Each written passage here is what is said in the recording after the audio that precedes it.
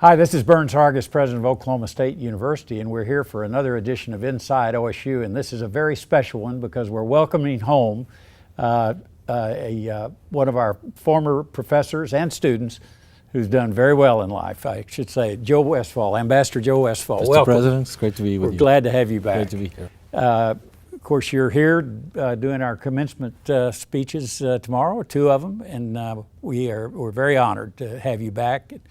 And needless to say, you're serving in one of the most critical and I'm sure interesting places in the world right now that we want to talk about. But first, let's introduce Joe Westphal to our audience here.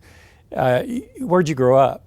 Grew up in New York, and on Long Island and in Manhattan, but mostly Long Island. And then you got your bachelor's? Got my bachelor's there at Adelphi University in New York. Met my wife there. We got married. And then came to Oklahoma State to do a master's degree in politics. And how did that happen? How did a boy from New York get clear out Wild West? You know, I wanted to get away from New York a little bit, and so I applied to a group of universities in the Midwest.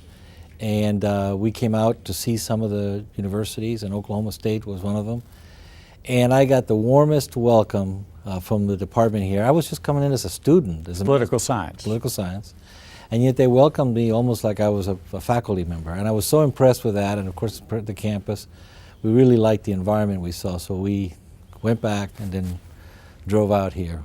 And then you went back and got your PhD at the University of Missouri, Columbia. At the University of Missouri. Then did you immediately come back here I did. as well, a faculty as member? I was finishing up my PhD, I applied for jobs, academic jobs, and a job had opened up here, and I applied for it and got it. And so I came back to Oklahoma State and just then became a department head. Eventually became a department head, got tenure, and was very happy here. Raised two of my four kids here. The third one was here for a little bit, but mostly the first two. And then I got a fellowship in Washington, so I was only going to go for a year or so. I ended up spending the rest of my career pretty much in government. And I've asked several about your career in Washington on both sides of the aisle, and I think I would call you more of a statesman than you are a political animal. That's very kind of you. Yeah. You know, and again, those are skills that you learn from people that mentor you and help you along the way. And you know, I said to you that I came here and people really welcomed me and treated me with great kindness and support. In my career, I've always adhered to that, to treat people well, you know. And when you're in the seat, and somebody who's outside the door calls you, you return the phone call. Yeah. And you try to help people as much as you can and do the right thing. And that's always paid back for me. It's always been the way. I've worked for two Republican presidents, 3 Democratic presidents. I've worked for Republican senators and Democratic senators. And let's talk a little bit about Saudi Arabia. I guess the ISIS emerged a little before you took this job, and of course Saudi Arabia is very prominent in the trying to control the spread of terrorism in the Middle East. But the most interesting thing to me must be the transition since the death of King Abdullah. Yeah, it's certainly been a really interesting year. I went there with the president right after I got confirmed a year ago, March. And our relationship with Saudi Arabia was quite strained at the time because of Syria. Mm-hmm. The Saudis really wanted. They thought we should have gone in. Absolutely. You know, they wanted us to do anything from a no-fly zone, but to get Assad out of there. Right. And the one thing you have to say about our president is, and it's a remarkable ability that he has, is he is very consistent in his philosophy and his thinking, and he is not going to let a lot of noise in any direction push him from what he believes is the best path for the country. And he has stuck to his guns even till today. And that's hard to do in 8 years of being president. Yeah.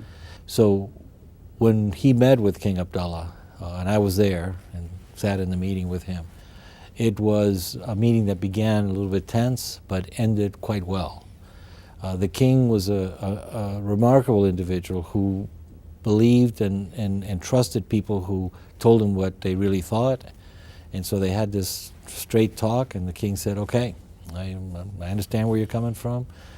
Don't agree with it, but I understand. But we'll go on. We'll move on, and our two countries are, you know, are connected in so many different ways. And so the relationship has improved dramatically. Do you see a shift in focus or strategy or beliefs of the new regime? Yeah, I absolutely do think there is a very big difference, and it's subtle, and time will bear itself out as to which direction it'll go. But I think the new king has a different set of skills, not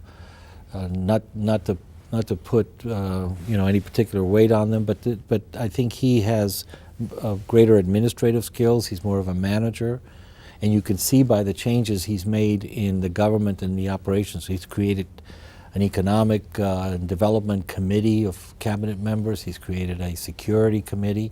So he is running a government much more like we might think a government ought to run than simply making decisions at the top. We're, of course, in an energy state here, and the finger has been pointed at Saudi Arabia for these low oil prices because they won't cut production. Talk a little bit about that, and what do you see the future attitude or plan for Saudi Arabia regarding their production? Well, we're quite engaged with them on this. I mean, we've had from our Secretary of Energy to our Deputy Secretary to our State Department to many of us engaged with the Saudis on a very consistent basis on energy policy in general. They are very adamant that they're not going to let happen to Saudi Arabia what happened back in the OPEC days, where they did cut production and lost a huge amount of market share. Right now they feel their future markets are China and India and other places. I think they actually welcome the United States being not only an energy producer and self-sufficient in energy, but an exporter of energy in the future. But of course, President Obama has been opposed to, or at least won't allow the export. Yeah, there's obviously a lot going to have to happen over the next few years for things to shape out one way or the other. But the United States, certainly affected by the low energy, but so is Saudi Arabia.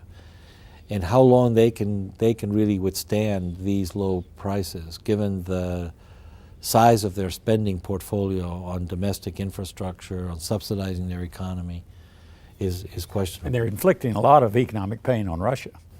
They're inflicting a lot of economic pain there, yeah, absolutely. Now China has cut back on some of their consumption. We have certainly done the same thing, so there's less demand. So they're looking to develop their natural gas resources. Now they've been flaring it for so many years. Yeah, they're actually. I spoke at a big methane conference that they had, and they're making good progress on ending that. A lot of our technology is helping them with that. The negotiations with Iran are making, I understand, Saudi Arabia very nervous.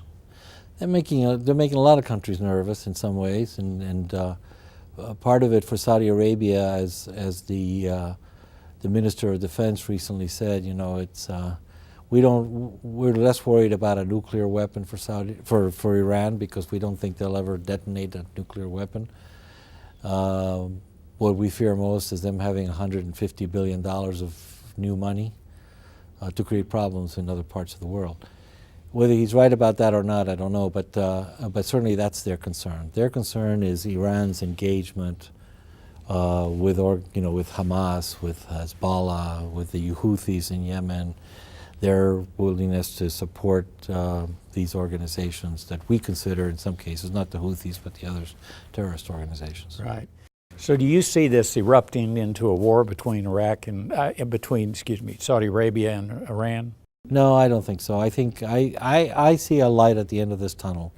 It's going to take a while, and it's not going to be resolved over the next few years. But over time, I think you'll see some settling. There is a good amount of exhaustion with all of this turmoil, and people want to get back. You're seeing it in the way that the Gulf countries and the Middle Eastern countries are talking to each other now, the way they're aligning.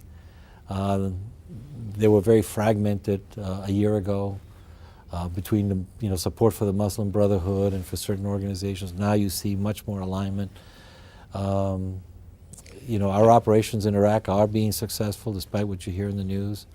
So against ISIL, and there is a huge youth bulge in the Middle East, huge. We estimate that 60 to 65% of the Saudi population is under the age of 30. Wow. That population is looking for opportunity, looking for, Do they have a more liberal not all, but social approach? A lot do, absolutely. For women, for example? Absolutely, absolutely. And you see it, we have 90,000 students studying in the United States. There's a lot right here. 40% are women. And in the old days, a woman to come unaccompanied by a family member was not unheard of, and today we have much of that. So I think there is change coming, and I think that with our help and support, we're working with them to bring that about. Good. It's very dismaying to see these, especially Americans, but certainly in the UK and Germany and France, going and signing up with ISIL. It is very, very, very, very troubling, and to see people who have come here and have great opportunity here waste that by doing these terrible things. I have to tell you something, Mr. President. When I was a student here getting my master's degree, and I said this on Saudi television a few weeks ago, somebody asked me about the attitudes of Americans towards Muslims and all of that. And I said, let me tell you, when I was a young student getting my master's at Oklahoma State University, in the middle of the Bible Belt back then, a very conservative state and a very conservative part of the country and a very Christian part of the country, there was a large Arab population, mostly Saudis, who were studying engineering at the university, great school of engineering. And they rented a house or bought a house, I don't know which one, but they made it into a mosque. It was right down the street from the campus, right on one of the arteries coming right into the campus. And the only thing that bothered the community in those days about this mosque was the parking. And it tells you something about Americans and our willingness to live with diversity and integrate people into our society. Have you seen the mosque that's being built? No. In that same spot. Well, we're glad you're home, and we appreciate it, and I hope to get to visit Saudi Arabia while you're still there. You're most welcome, and I will expect you. Okay. Thank you very much. Thank you, Mr. President. Well, that's another edition of Inside OSU. Thanks for watching, and we'll see you next time.